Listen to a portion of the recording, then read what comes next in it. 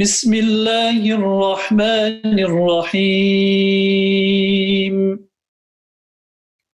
واذكر في الكتاب مريم إذ انتبذت من أهلها مكانا شرقيا فاتخذت من دونهم حجابا فأرسلنا إليها روحنا فتمثل لها بشرا سويا قالت إني أعوذ بالرحمن منك إن كنت تقيا قال إنما أنا رسول ربك لأهب لك غلاما زكيا قالت أنى يكون لي غلام ولم يمسسني بشر ولم أك بغيا قال كذلك قال ربك هو علي هين ولنجعله آية للناس ورحمة منا وكان أمرا مقضيا فحملته فانتبذت به مكانا قصيا فأجاءها المخاض إلى جذع النخلة قالت يا ليتني مت قبل هذا وكنت نسيا منسيا فناداها من تحتها ألا تحزني قد جعل ربك تحتك سريا وهزي إليك بجذع النخلة تساقط عليك رطبا جنيا فكلي واشربي وقري عينا فإما ترين من البشر أحدا فقولي إني نذرت للرحمن صوما فلن أكلم اليوم إنسيا فأتت به قومها تحمله قالوا يا مريم لقد جئت شيئا فريا يا أخت هارون ما كان أبوك امرأ سوء وما كانت أمك بغيا فأشارت إليه قالوا كيف نكلم من كان في المهد صبيا قال إني عبد الله آتاني الكتاب وجعلني نبيا وجعلني مباركا أينما كنت وأوصاني بالصلاة والزكاة ما دمت حيا وبرا بوالدتي ولم يجعلني جبارا شقيا والسلام علي يوم ولدت ويوم أموت ويوم أبعث حيا ذلك عيسى بن مريم قول الحق الذي فيه يمترون صدق الله العظيم.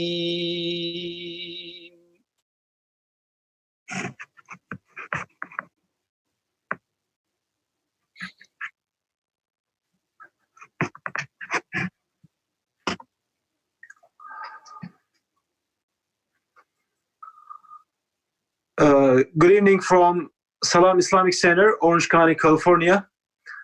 We had the beautiful recitation of the chapter of Mary in the Quran, which our topic will be with Dr. Zeki Saritoprak. It was recited by Imam and Hafiz Hamza Bilgic. Thank you for this beautiful recitation, Hamza.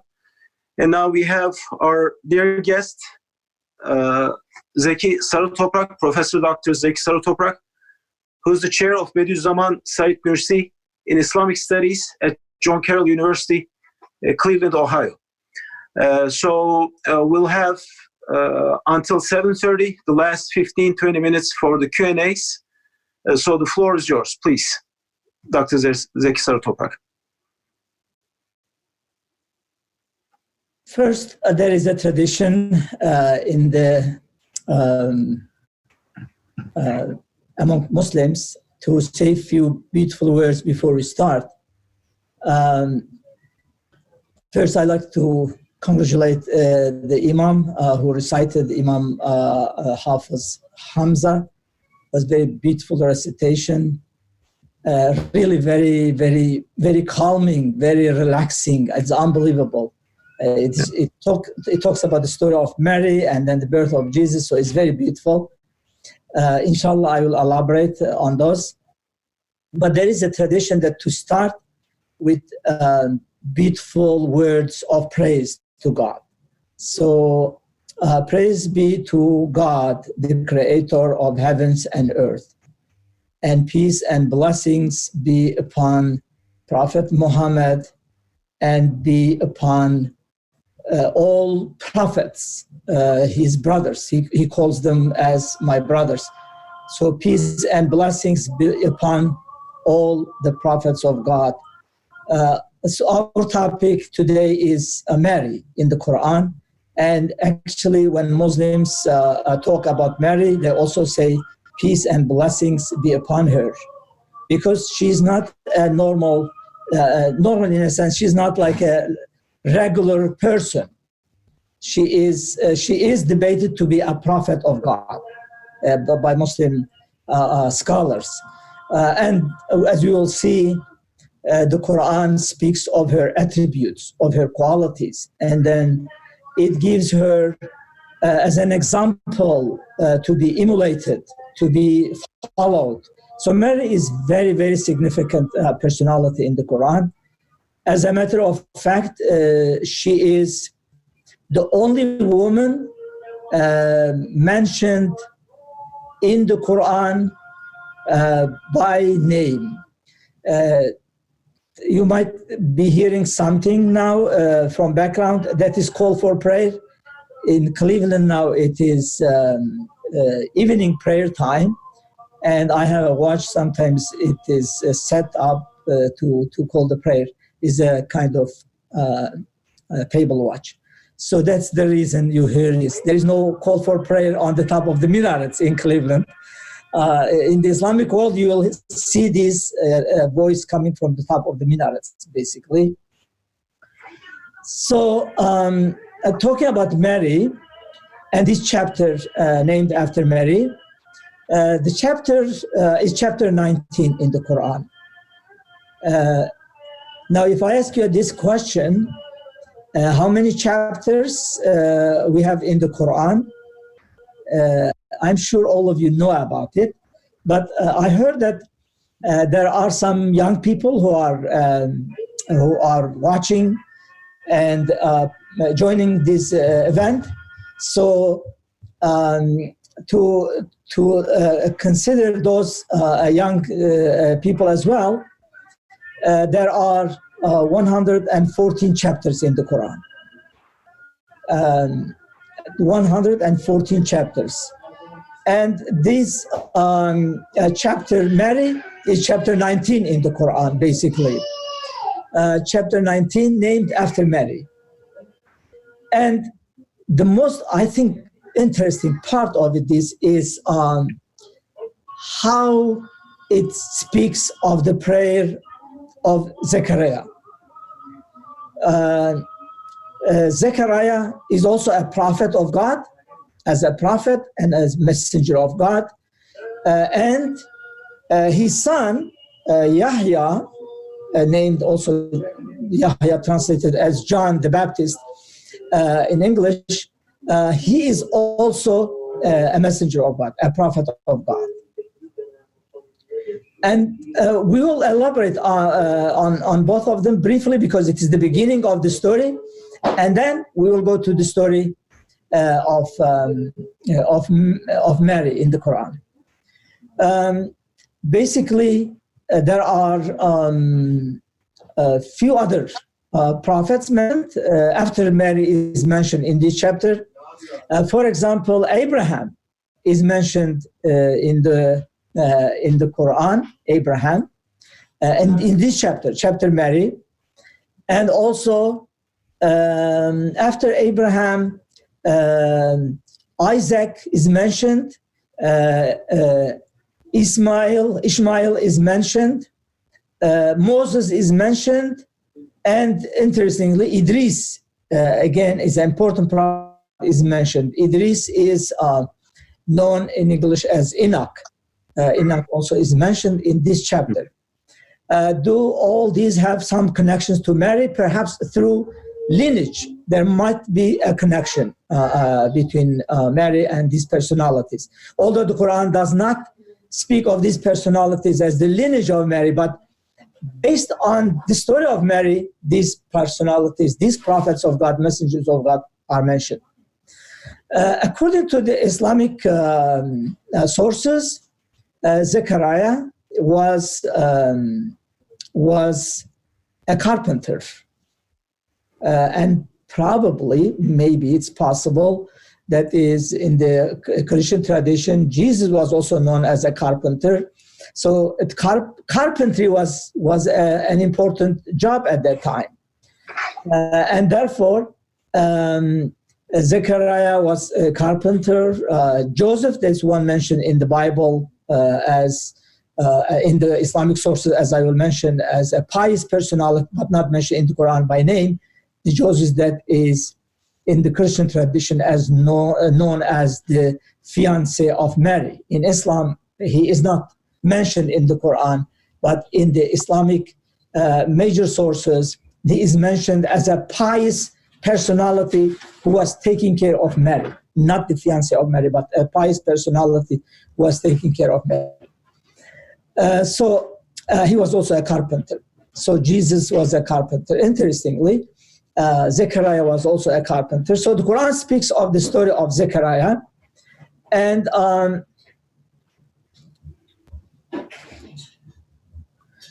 basically,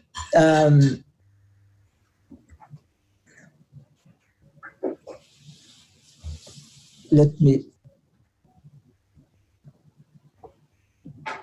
Okay, this is talking about Zechariah when he cried unto God, and he asked God in a secret situation, in a sense that sincerely he cried to God. He asked God for something. What did he say? The Quran says, Nida and Khafiya, which means a low voice call to God, a secret voice with calling to God with a low voice. Khafi basically means secret, but secret in a sense that he doesn't want people to know about his calling to God. He just wants to know that God is hearing him. God is responding to the message. So he was telling this through his heart and asking God to accept his prayer. He said, "My Lord, the bones of me wax feeble. My bones have become weak, and my head is shining with gray hair." and I have never received a rejection from you. That is to say, this is a translation of the verse of the Quran, actually, when it says, some scholars are translating this as, I have never disobeyed you. But I look at the translation of the Quran, they are saying that, the Arabic translation of the Quran, they are saying that this indicates that Zechariah, whenever he asked God, God gave him. God never rejected his request. And that's why he is saying this. Lord, you have never rejected any of my requests, my Lord. I fear my kinsfolk after me, since my wife is barren. O God, give me from your presence a successor who shall inherit of me and inherit also of the house of Jacob.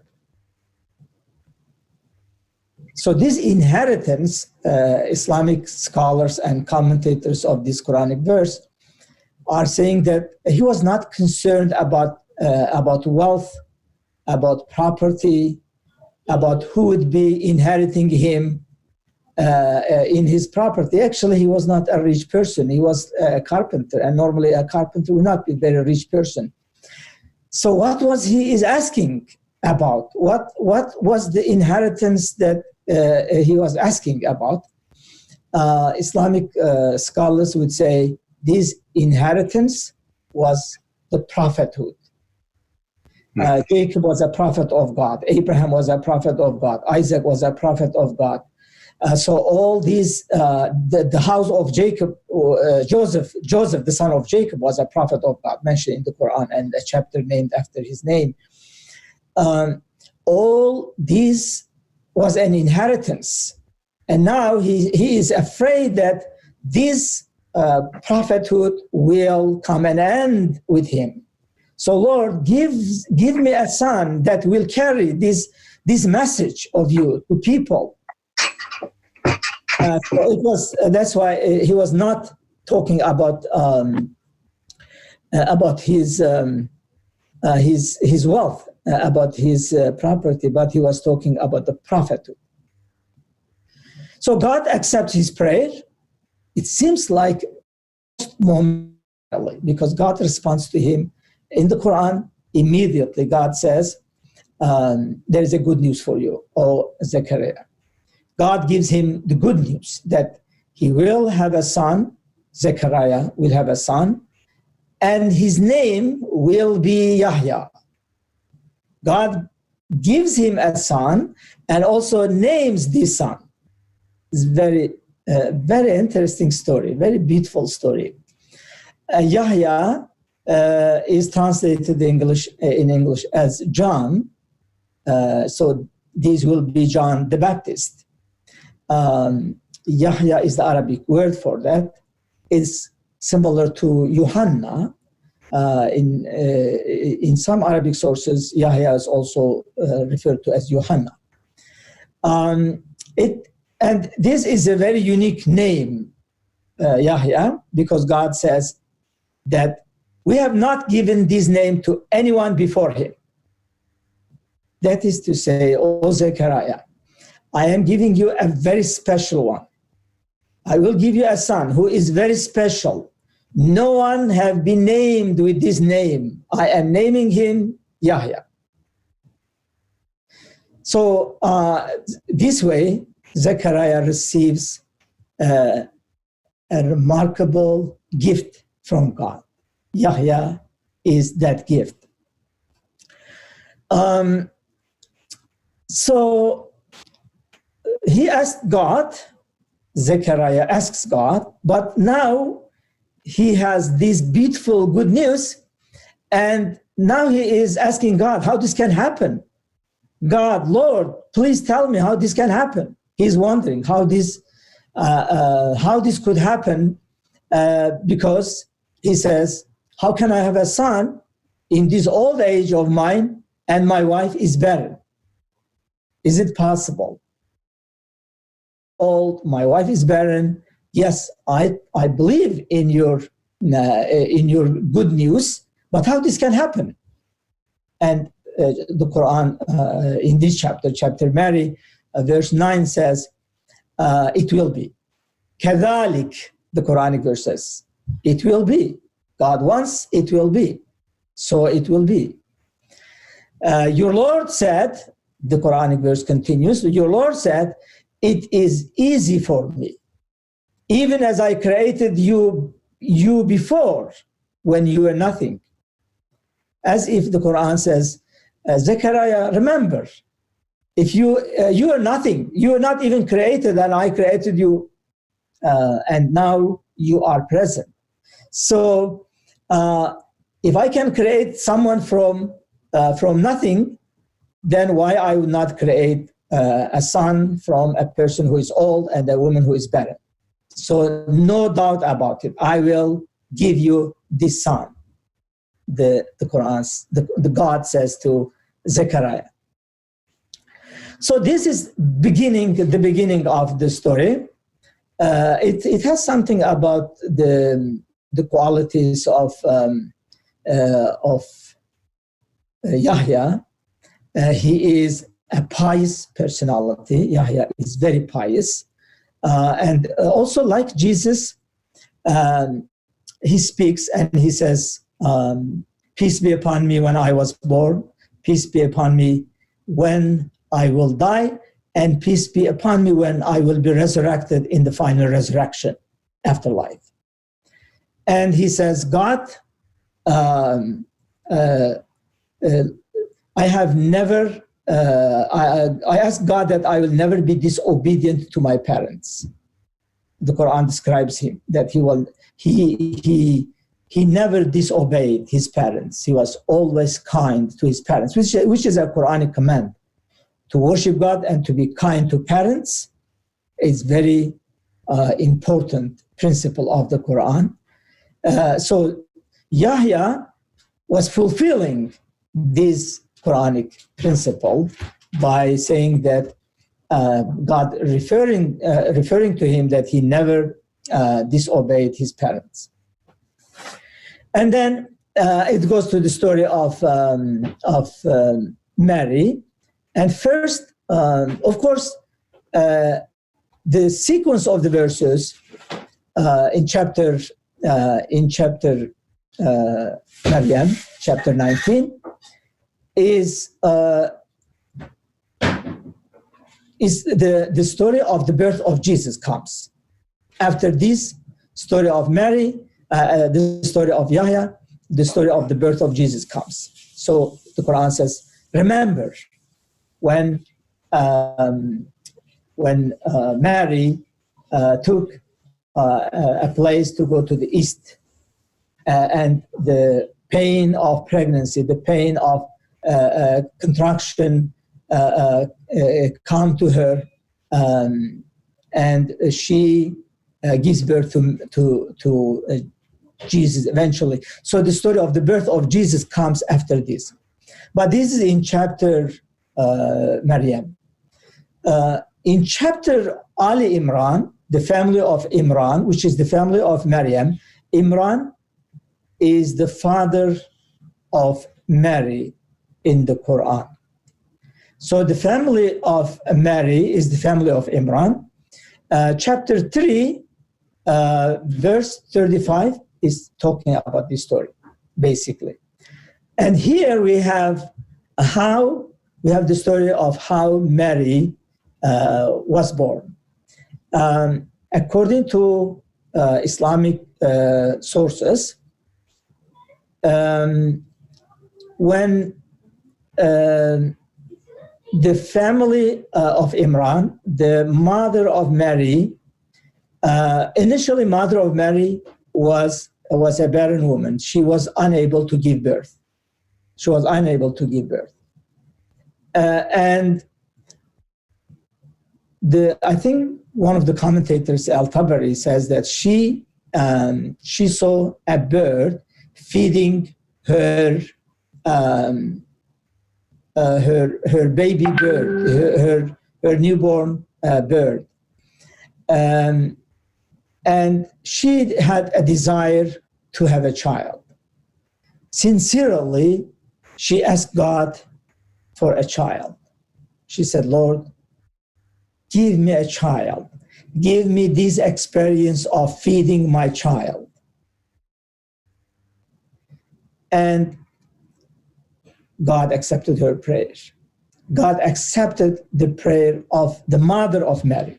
It's very beautiful story. Again, her name her name is not mentioned in the Quran, but just Imran is mentioned by name, and his wife as Hannah is not mentioned by name. But the commentators of the Quran are mentioning her by name. So Hannah is the name of the mother of Mary. Now, in English, there are various versions of it. I think Anna, and in some other places, Hannah also is used. This is all referring to one person, and that is the mother of Mary. So she becomes pregnant, and she doesn't know whether this child will be male or a female. She doesn't know. And just she says this prayer because God gave her this child and God accepted her prayer. So she wanted to dedicate this child to God. And that's why she has a very beautiful prayer. She says, Lord, I have vowed to you in dedication what is within my womb. Accept this from me. You are the most hearing and the most knowing. And this dedication is basically after the child is born, the child will be dedicated to the temple. So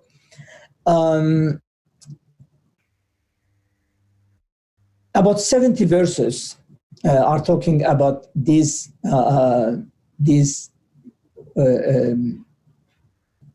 child, Mary. Her name will be Mary. Hannah gives birth to Mary, and she says, I named her Mary. She named, actually. She named her new child Mary. And it's believed that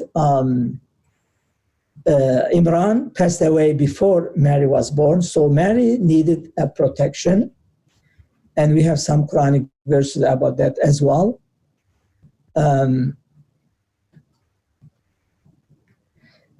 We don't know exactly about Mary's lineage, except that what the Quran says. The Quran speaks of Noah, Abraham, Moses as kind of Mary's ancestors. Some commentators would relate Mary to Abraham. Some commentators would relate Mary to David. So there are many references on this.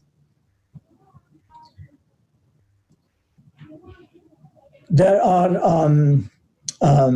as I said, there are many personalities that mentioned in chapter Mary, like Moses, Ishmael, Idris. If we look at the genealogy of Mary, basically Imran is the grandfather of Jesus.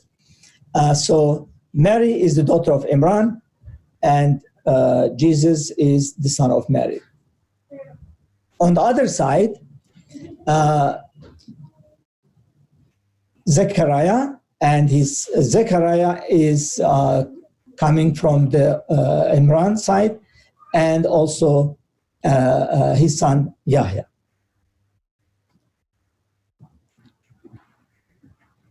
So her mother, the Quranic verse speaks of that. When Hannah gives birth to Mary, she realizes that this child is is not a male. She was expected a male, perhaps because traditionally a male child is dedicated to the temple and not a female child. So when she gave birth to Mary, she said, "Inni wada'tuha untha, wallahu a'lamu bima wada'at, wa laysa dhakaru kal untha, wa inni sammaytuha Maryam, wa inni u'iduha bika wa dhurriyataha min ash-shaytan ar-rajim." The verse that in the beginning our Hafiz beautifully recited. So actually this is that verse. She says, "Lord, I have given birth to a female. And God knows that male and female are not the same." And then the Quranic verse continues saying that God knows better what she gave birth. So she thought that this is perhaps not what she expected, but actually God knows better of that. And then she said, I gave her the name Maryam. Some Islamic scholars would say it's a tradition that when child is born, name can be given at that moment. So that's the story of Maryam. Maryam was born, and her mother immediately gave her this name. And one of the aspects of this, also the prayer of Hannah, is that she asks God to protect Mary and her offspring from the Satan, the accursed Satan. And that's why, because of the prayer of Hannah, some Islamic scholars believe that Mary was innocent throughout her life. She never committed a sin. And Jesus, of course, is considered innocent because he is in a full agreement among all Islamic scholars that he was a messenger of God.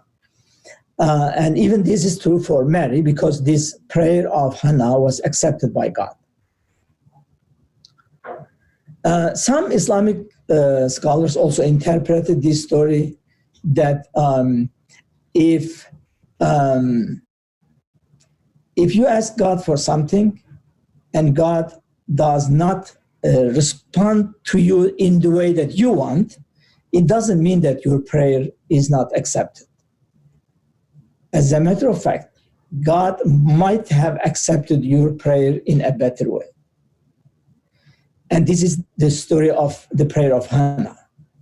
Now, Hannah asked God for a male child, because this male child will be dedicated to the temple. But God gave her a female child, a female like Mary. Mary is who will become the mother of Jesus. Well, definitely God accepted her prayer in a better way. And therefore, when you ask something from God and God doesn't give you what you want, it doesn't mean that God does not accept your prayer. God, in fact, might have accepted your prayer in a better way even. As I said, the story of Joseph, Joseph is not mentioned in the Quran. Therefore, from a Quranic perspective, there is no connection between Joseph and Mary because he is not mentioned at all. The only person mentioned related to Mary, who would be taking care of Mary, is Zechariah. In fact, I think in one of the Quranic verses is also mentioned that Zechariah and some other high personalities in the religious community were kind of competing who would be taking care of Mary.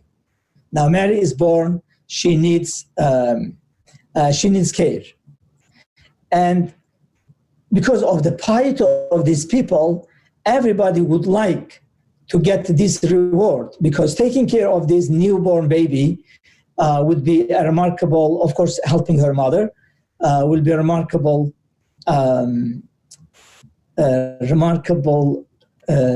reward from God, will be a tremendous reward from God.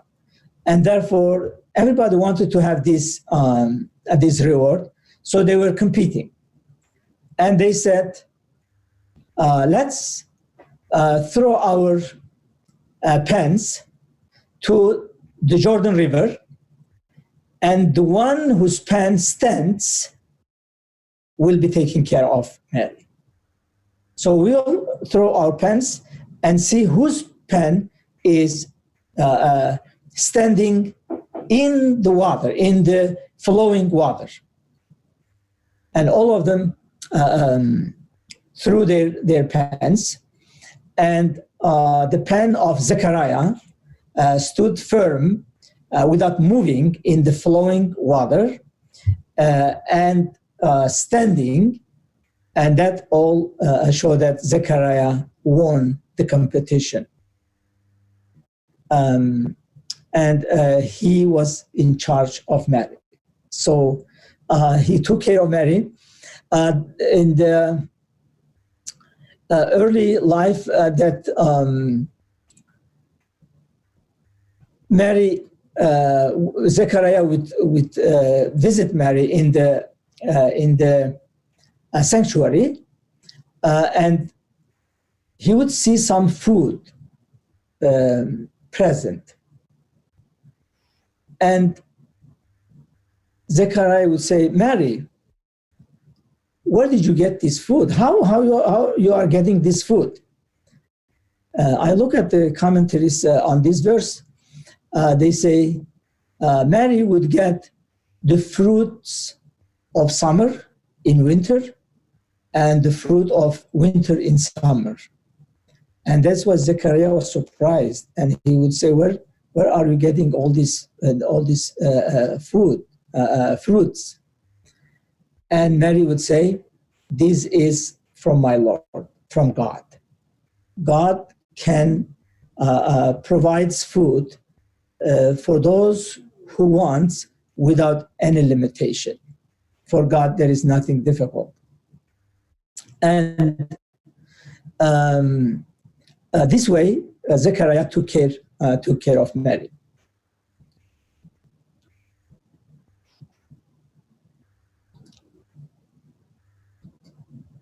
Okay.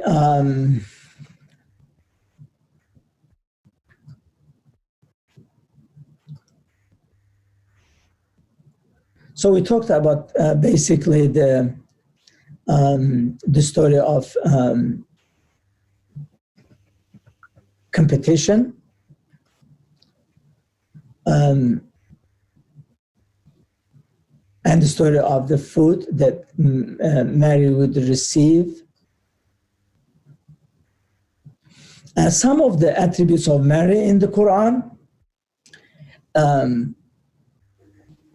Maryam is translated as the pious one by Muslim scholars. The word Maryam means the pious one. And frequently, Maryam is mentioned in the Quran with Jesus. So Jesus, the son of Maryam.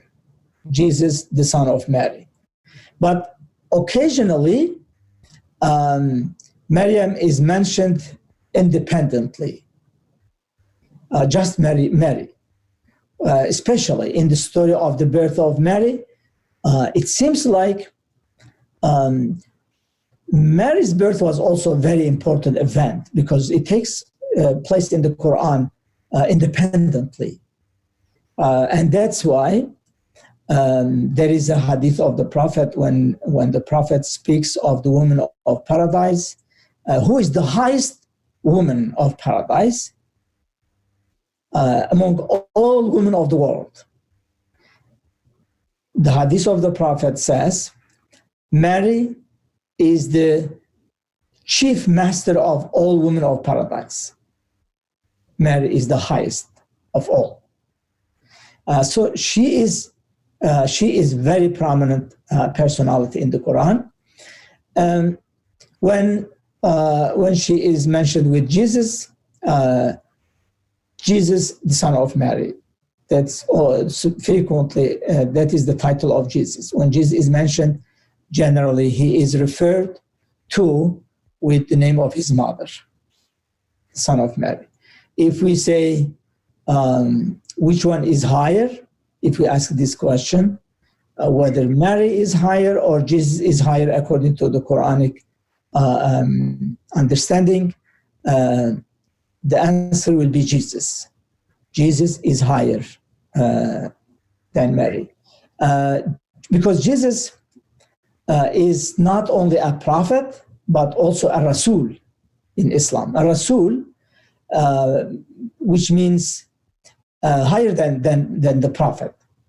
Rasul is the one who receives direct divine scripture from God through divine revelation. So Jesus received the gospel, and therefore Jesus is higher than Mary, but Mary is very, very prominent figure in the Quran as well. Another hadith of the Prophet suggests that the best of the women of paradise are Mary, Aisha, Khadija, and Fatima. In another hadith, Asiya, the wife of Pharaoh, also is included among the best women of paradise. In another hadith, the mother of Moses also is included. So one of the attributes of Mary is that she is obedient to God, obedient, constantly praying to God, prostrating to God. The Quran commends her, says, Mary, prostrate among the prostrators. Prostrate, bow down before God. And Mary was doing that. In chapter 3, verse 43, Mary, be obedient to your Lord, prostrating and bowing before him. In another basically term, that would be Mary is constantly prostrating and bowing down before God because she was obedient to her Lord. Another Quranic verse speaks of her quality as purified and chosen. Angels, when angels appeared to her, they said, Mary, God has chosen you and purified you. And God has chosen you above all women of the world. Again, this is a remarkable level that is spiritual level that is given to Mary in the Quran. One of Mary's title in the Hadith is Batul, which means the chaste. She remained chaste throughout her life.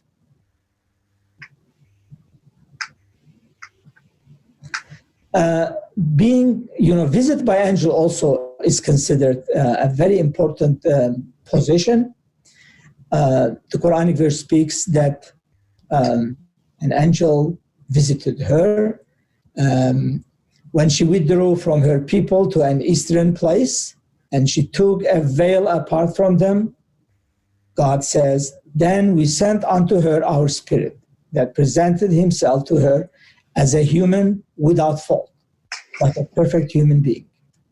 And when Mary saw this man, she said, I take refuge in God, who is the most merciful from you. So basically, I take refuge in God from you. Who are you? The most merciful will protect me from you. And then angel said, I am the angel of God. So basically, he rejected because the possibility of being some people with bad intention, a person with bad intention. When the angel said, Mary, God gives you good tidings of a word from him whose name is Messiah, Jesus. And then this is the story of the birth of Jesus. So then Mary will say, how can I become pregnant? How can I become pregnant? I have not been touched by any human being. And that angel says, when God wants something, God says, be, and it happens. And that is basically what happened in the Quran. And then we have the story of the birth of Jesus. For that, there is a long chapter in my book, Islam's Jesus. If you have time, you can look at it. And there is one aspect of this that is directly related to Mary, and that to Mary and Jesus, actually, both, because Jesus also speaks. Mary gives birth to her baby, Jesus, and she is frustrated. She doesn't know what to do. In such a society, to have a young girl to have baby without being married, it is unbelievably shameful. And Mary was a symbol of chastity. So this personality, who is a symbol of chastity, now having a baby, how she would explain this to her people.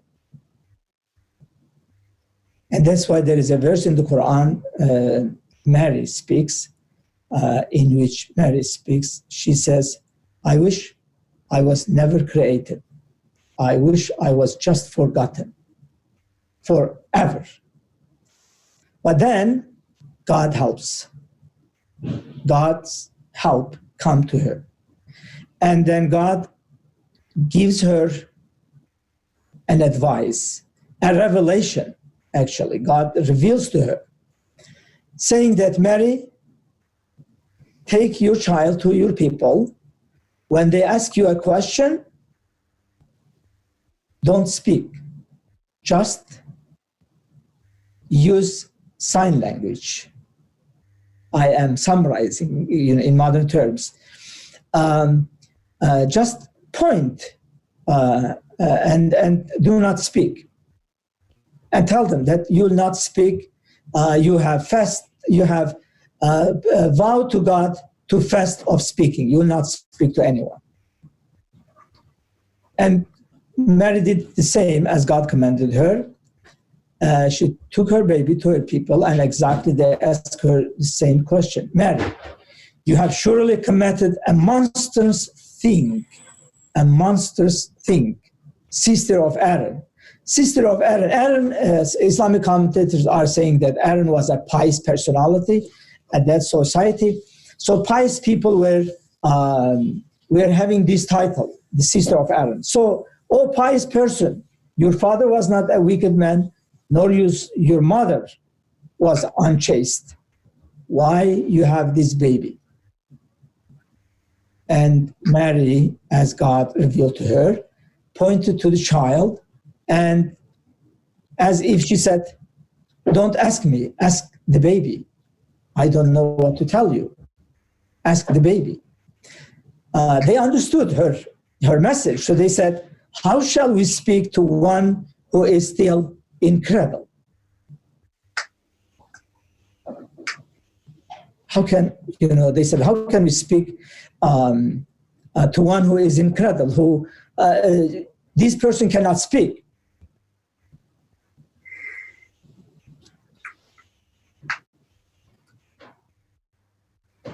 And basically Jesus spoke from his cradle.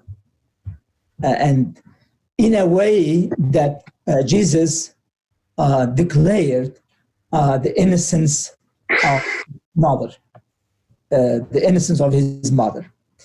And eventually, Mary was protected, and God gave Mary this high position.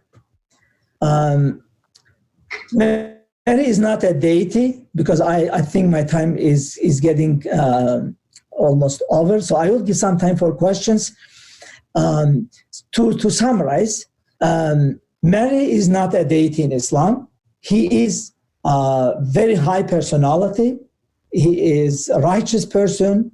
He is even a prophetess, but she is not a deity. Therefore, in Islam, you cannot worship Mary.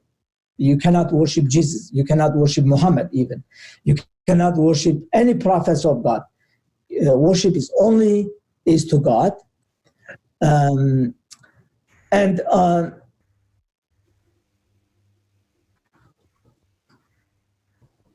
I think we should be done. Thank you very much.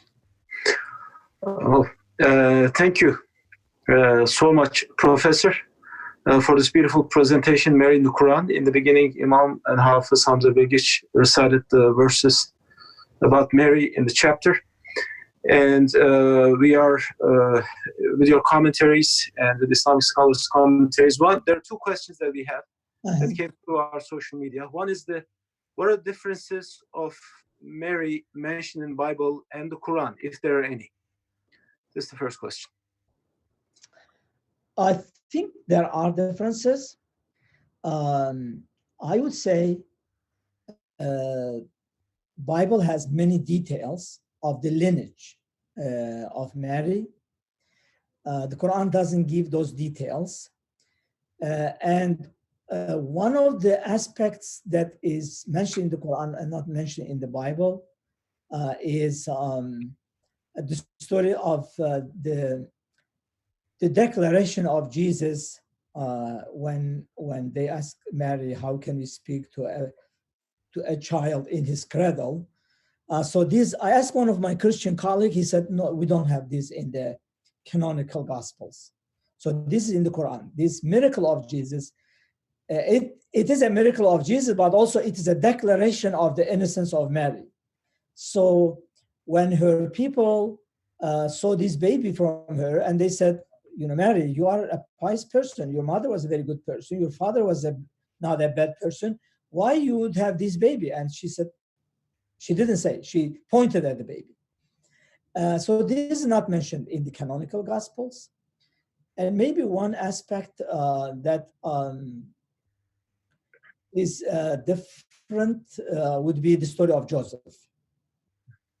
Joseph is not mentioned in the Quran at all. Joseph is mentioned in the Quran, but not this Joseph. Joseph, alayhi salam, peace be upon him. Joseph, the son of Jacob, is mentioned in the Quran, who would later be the king of Egypt. That is mentioned very beautifully, in a very beautiful story in the Quran, chapter 12 of the Quran. But this Joseph that is mentioned in the Christian tradition as the fiancé of Mary, some even call him the husband of Mary, that this person is not mentioned in the Quran.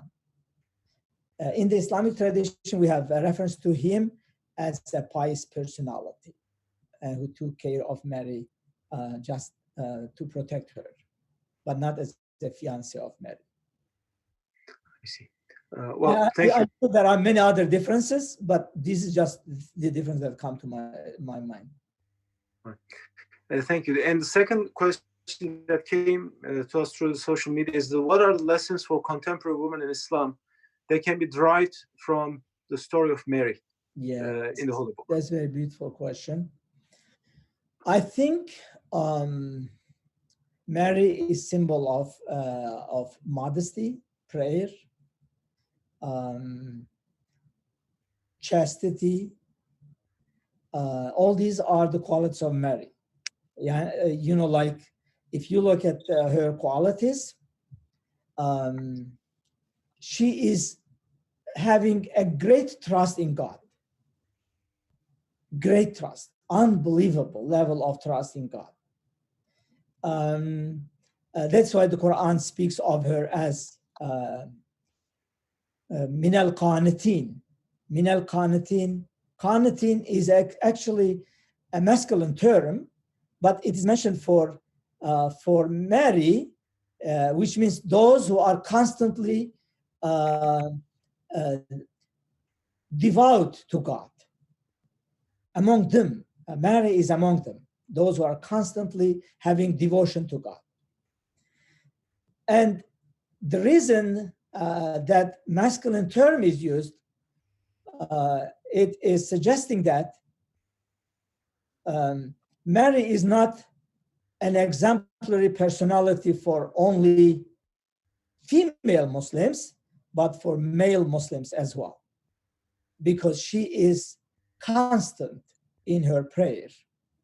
She is constant in her obedience to God. She is obedient to God. She is constant in her trusting God. Imagine she is in a small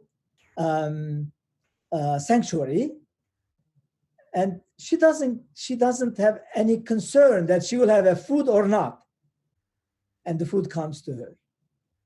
And even Zechariah alayhi salam, in the Islamic term, his name is Zechariah. Zechariah alayhi salam is surprised. He says, "Where did you get this food?" And she says, "Anyone who trusts God will receive his food or her food."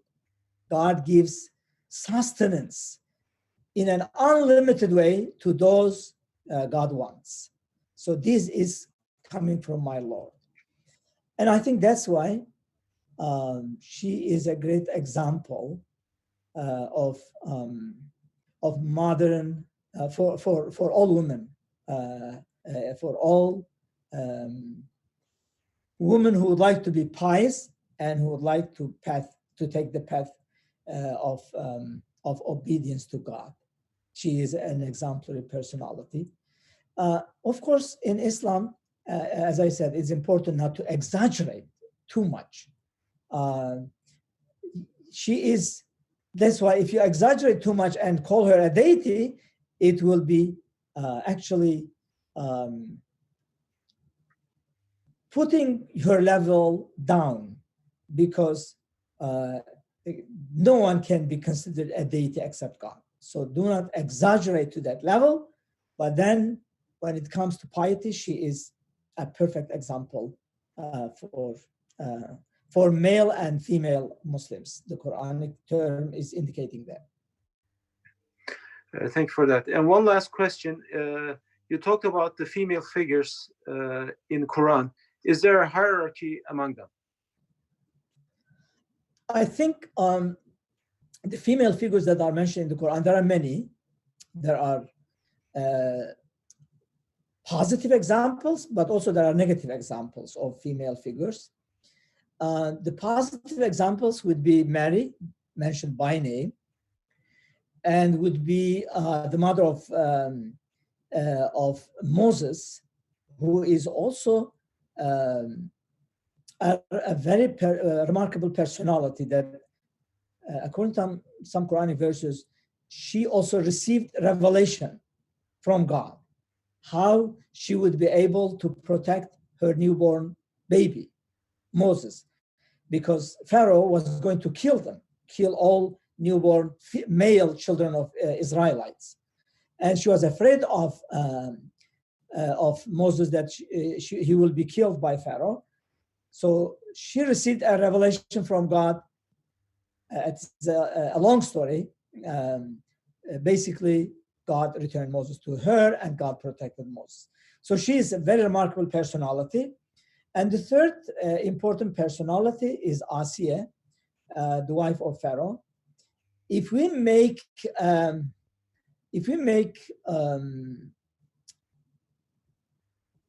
a hierarchical degree among these, we most probably, I think the first one, there's no doubt about it, Mary is the first. Mary is the highest, because that is the prophetic term for her. The highest woman of the world is Mary. because the Quran says, we have chosen you above all the women of the world. When it comes to the mother of Moses or the wife of Pharaoh, both of them are very pious and both of them are mentioned in the Quran. If we consider the frequency of mentioning as a level of piety and level of high level, then the mother of Moses will be higher than Asiya, because the mother of Moses is mentioned more frequently than Asiya in the Quran. Asiya is mentioned in one place, as far as I remember, when she asks God, it says, Lord, build for me a house in paradise and protect me from the evil actions of Pharaoh.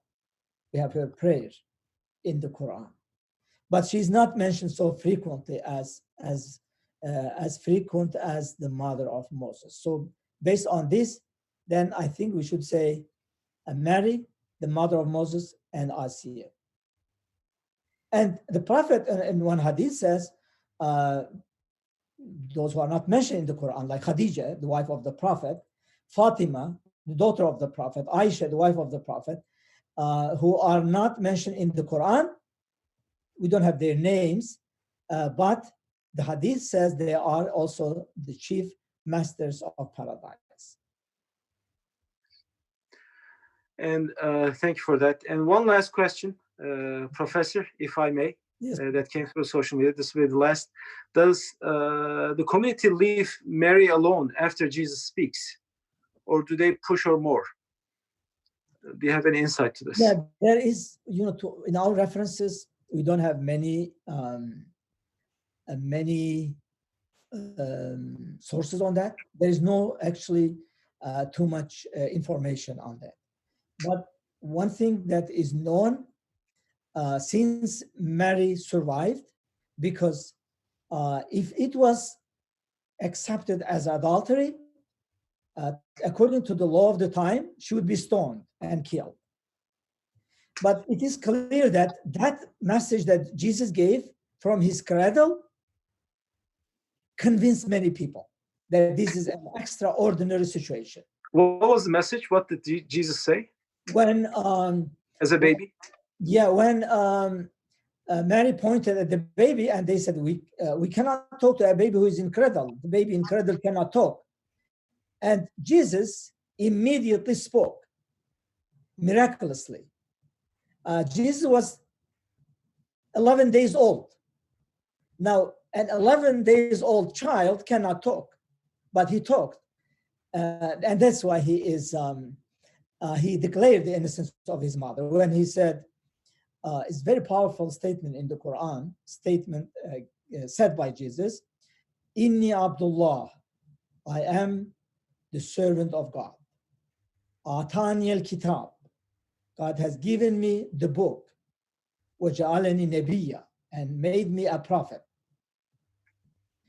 And then it goes on, he says, God commanded me to pray, to give charity. God asked me, commanded me to be kind to my mother. And he says, peace be upon me when I was born, peace be upon me when I will die, peace be upon me when I will be resurrected. So this statement of Jesus showed to those people that this situation is an extraordinary situation. And therefore, we don't have references that Mary was punished for this after that. And most probably, they were convinced, at least at that moment. But this is a kind of assumption from this Quranic verse. We don't know actually the detailed information about this. Professor, thank you so much for being a guest at this, as a speaker at this hour, late hour in Cleveland. It was greatly an honor to have you this week.